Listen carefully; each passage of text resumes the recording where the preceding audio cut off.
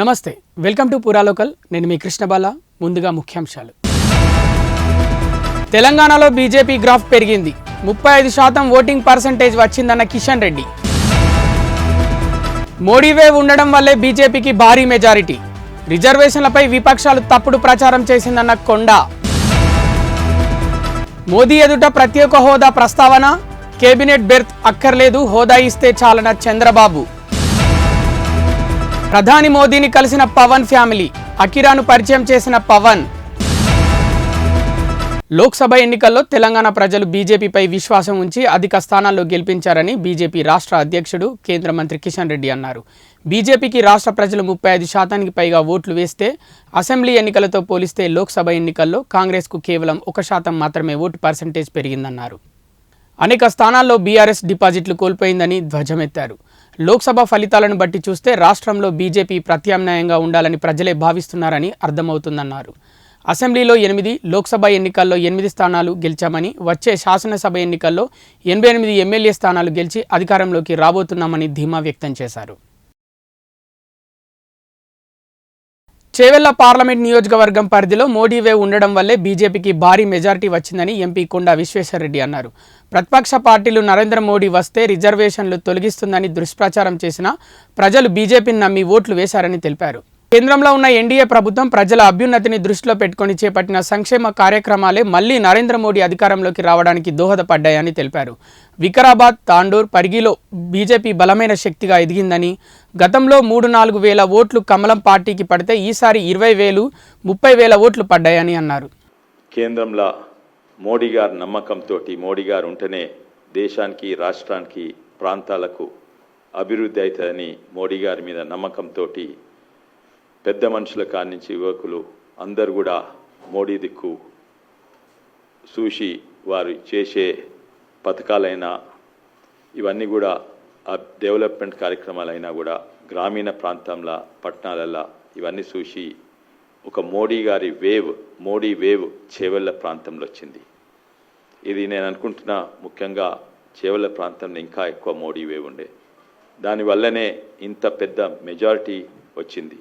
వికారాబాద్, పరిగి, తాండూర్ అక్కడనైతే 4,000, 7,000, 16,000 ఓట్లు వచ్చిన దగ్గర ఈసారి 80,000, 90,000, 70,000 అట్లా ఓటు వచ్చినాయి. అంటే 20% కాదు, 20 ఇంతలు పెరిగినాయి ఓటు షేర్లు కొన్ని జాగాలలో. ఇక్కడ కలిసి పనిచేసినాం అందరూ. BJP party, contested MLAs, contested corporators అందరూ కూడా కలిసి పనిచేసినాం. అదే కాక వివిధ మోర్చాలు, ఎస్టీ మోర్చా, మహిళా మోర్చా, ఓబీసీ మోర్చా, వీళ్ళు కూడా రంగానికి దిగే వరకు అపోజిషన్ తట్టుకోలేకపోయింది. దాని మీద ఎంతో దుష్ప్రచారం చేసిండ్రు మోడీ గారి మీద, బీజేపీ మీద. నల్గొండ, ఖమ్మం, వరంగల్ పట్టభద్రుల ఎమ్మెల్సీ ఎన్నికల కౌంటింగ్ ఉత్కంఠంగా సాగుతుంది. ఇప్పటికే తొలి 2 రౌండ్ల కౌంటింగ్ పూర్తయింది. మొదటి రౌండ్లో 7,670 ఓట్ల ఆధిక్యతను కనబరిచిన కాంగ్రెస్ అభ్యర్థి తీన్మార్ మల్లన్న రెండో రౌండ్లోనూ లీడ్లో కొనసాగారు. రెండో రౌండ్ పూర్తయ్యేసరికి తీన్మార్ మల్లన్న 14,672 ఓట్ల ఆధిక్యంలో ఉన్నారు. మరి కాసేపట్లో ఎలిమినేషన్ ప్రక్రియ అయిన రెండో ప్రాధాన్యత ఓట్ల లెక్కింపు ప్రారంభం కానుంది. ఇందులో దాదాపు ఎవరు గెలవబోతున్నారో క్లారిటీ రానుంది.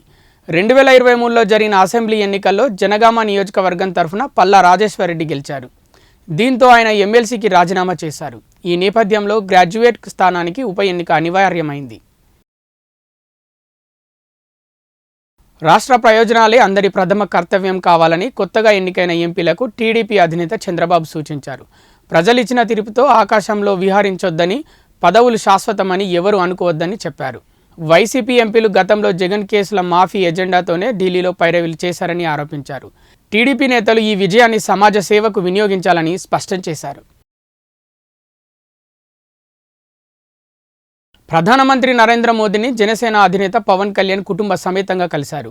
ఈ సందర్భంగా పవన్ తన తనయుడు అకిరానందన్ను మోదీకి పరిచయం చేశారు. అకిరా భవిష్యత్తు గురించి మోదీ సలహాలు, సూచనలు చేశారు. ఆంధ్రప్రదేశ్ సార్వత్రిక ఎన్నికల్లో ఎన్డీఏ కూటమి 164 సీట్లతో ఘన విజయం సాధించిన విషయం తెలిసిందే.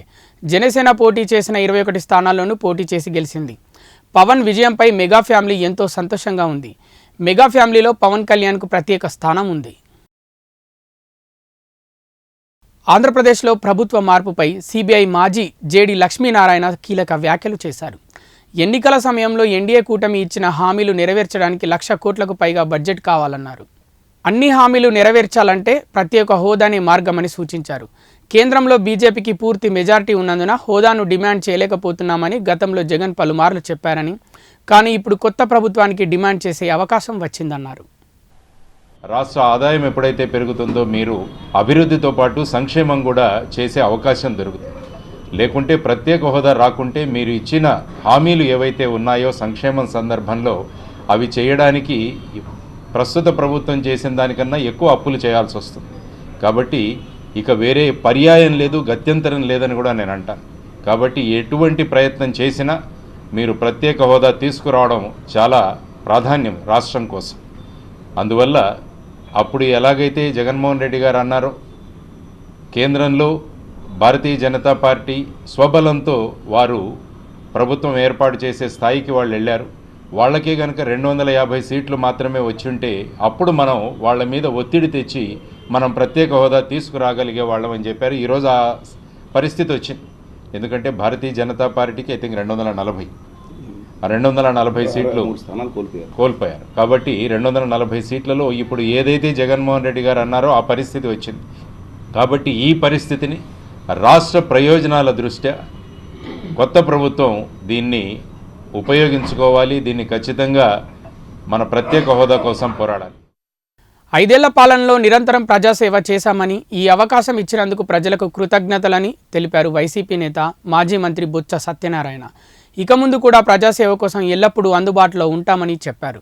తమ హయాంలో పేద ప్రజలకు మెరుగైన పాలన అందించామని, రాష్ట్ర అభివృద్ధికి తమ శాయశక్తుల కృషి చేశామని వివరించారు.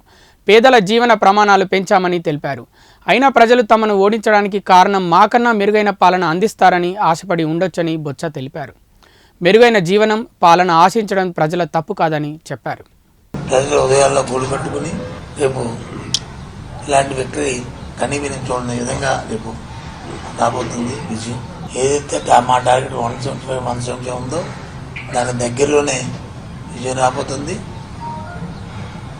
టెంటటివ్గా జూన్ 9వ తేదీ నాడు విశాఖపట్నంలో అంగరంగ వైభవంగా అక్కడ ప్రమాణ స్వీకారం మహోత్సవం జరగబోతుందని తెలియజేస్తాం. ఏపీలో టీడీపీ, జనసేన, బీజేపీ కూటమి ఏర్పడటానికి కీలక పాత్ర పోషించిన పవన్ కళ్యాణ్ టీటీడీపై ఫోకస్ చేసినట్లు తెలుస్తుంది. తన అన్న పార్టీకి వెన్నంటి నడుస్తున్న నాగబాబుకు టీటీడీ చైర్మన్ పదవి దక్కనున్నట్లు తెలుస్తుంది. కేంద్ర మంత్రి పదవులు, డిప్యూటీ సీఎం సహా నామినేటెడ్ పోస్టులు, రాజ్యసభ పోస్టులు తీసుకోవడం ద్వారా ఏపీ పాలిటిక్స్లో కీలక పాత్ర పోషించాలని పవన్ డిసైడ్ అయినట్లు తెలుస్తుంది. అందులో భాగంగా నాగబాబుకు టీటీడీ చైర్మన్ కట్టబెట్టడం ద్వారా తిరుమలలో ప్రక్షాళన మొదలు పెట్టాలని భావిస్తున్నట్లు తెలుస్తుంది. అయితే దీనిపై అధికారిక ప్రకటన రావాల్సి ఉంది. సికింద్రాబాద్లోని జూబ్లీ బస్టాండ్ సమీపంలో తాజాగా ఘోర రోడ్డు ప్రమాదం జరిగింది. సిగ్నల్ వద్ద వేగంగా వెళ్తూ కారు మరో కారుని ఢీకొట్టింది. ఈ క్రమంలోనే స్పీడ్గా వచ్చిన కారు పల్టీలు కొడుతూ దూసుకెళ్లింది.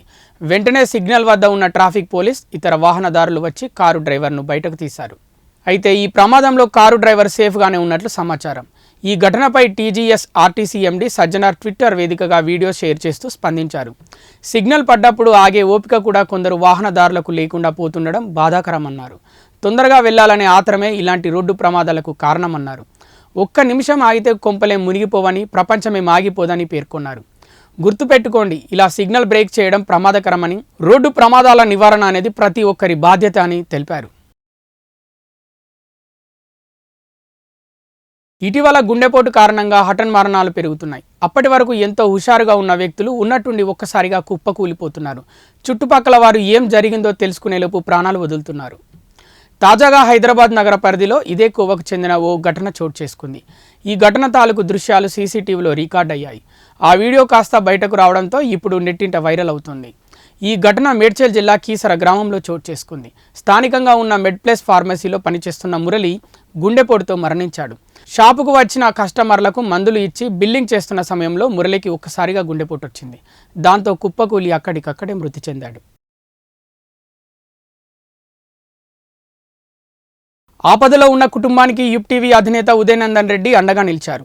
పేదింటి బిడ్డకు ఆసరగా నిలిచి ఆర్థిక తోడ్పాటును అందించారు. ఈ మేరకు సాయం అందుకున్న విద్యార్థిని ఆశ్రిత ఉదయనందన్ రెడ్డికి ధన్యవాదాలు తెలిపారు. పెద్దపల్లి జిల్లా కాల్వా శ్రీరాంపూర్ మండలం మిర్జంపేట గ్రామానికి చెందిన తడిగొప్పుల తిరుపతికి చిన్నతనంలోనే పోలియో వచ్చి ఎడమ చేయి పడిపోయింది. తనకు 2 కూతుళ్ళు అశ్రిత, ఇందు ఉన్నారు. వీరిది రెక్కాడితే కానీ డొక్కాడని కుటుంబం. అశ్రిత చదువు మొత్తం ప్రభుత్వ విద్యాలయాల్లోనే ఇంటర్మీడియట్ వరకు చదువుకుంది.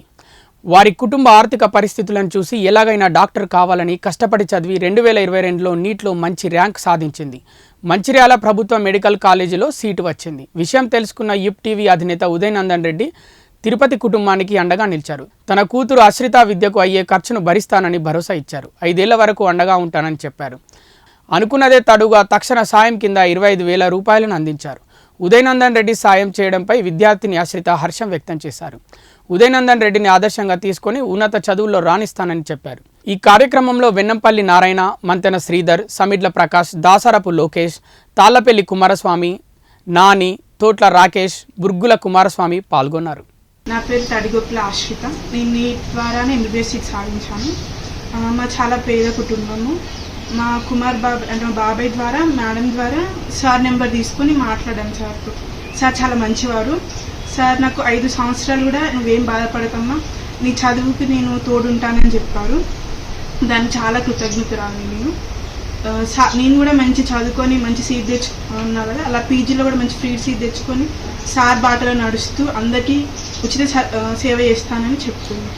చేసినటువంటి ఎఫ్టీవీ సిబ్బందితో పాటు మెడికల్ విద్యార్థులు ప్రజ్వల, ఆశ్రిత, వాళ్ళ తల్లిదండ్రులు, ముఖ్యంగా ఒక బాట చూపించినటువంటి ఆశ్రిత రెడ్డి గారికి ప్రత్యేకమైన ధన్యవాదాలు తెలియజేస్తూ ఈ కార్యక్రమం ఇంతటితో ముగిసింది.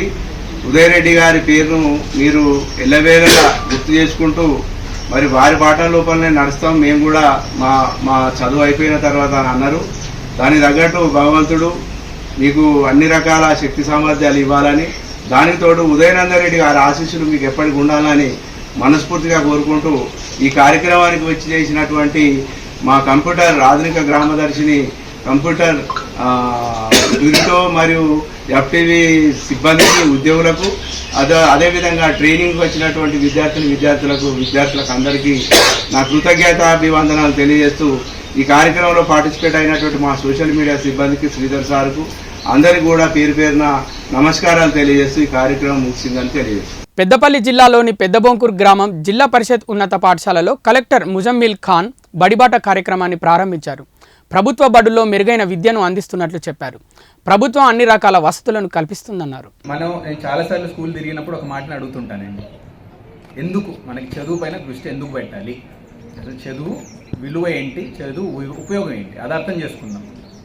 కేవలం ఒక ఉద్యోగానిక, కేవలం ఒక ప్రగతిని పొందడానిక, ఒక కుటుంబాన్ని కొంచెం దారి మార్చడానిక, ఆర్థిక పరిస్థితిని మార్చడానిక ఏంటి ఉపయోగం? అసలు పూర్తిగా మనం చదువును ముందు ఒక తరం ముందు అనుకుంటే సమాజాన్ని మార్చాలంటే ముందు ఒక విద్యార్థిని మార్చాలనే గమనిక మనకు ఉండేది.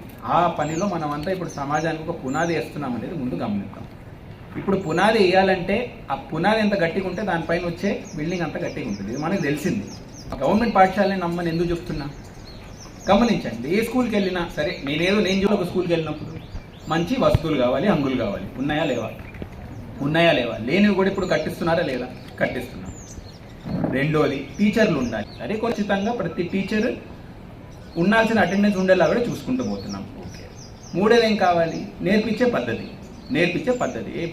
ఇంగ్లీష్లో పెద్ద పదం ఉంది దీనికి, పెడగజీ అంటాం, కానీ నేర్పించే పద్ధతి. దాన్ని కూడా ట్రైనింగ్ ఇచ్చుకుంటూ పోతున్నాం. కొత్త యంత్రాలను ఉపయోగించుకుంటూ క్లాసులో నేర్పించాలి. పాత అలవాట్లో నేర్పించకూడదు. పిల్లలకు అర్థం అయ్యేలాగా నేర్పించాలి, కానీ బట్టి కొట్టడానికి నేర్పించకూడదు. ఒక ఉద్యోగం కేవలం సమాజం నుంచి సపోర్ట్ కావాలి, గవర్నమెంట్ నుంచి సపోర్ట్ కావాలి. ఇవి ఇప్పటివరకున్న వార్తలు. నిరంతరమైన వార్తల కోసం చూస్తూనే ఉండండి పురా లోకల్.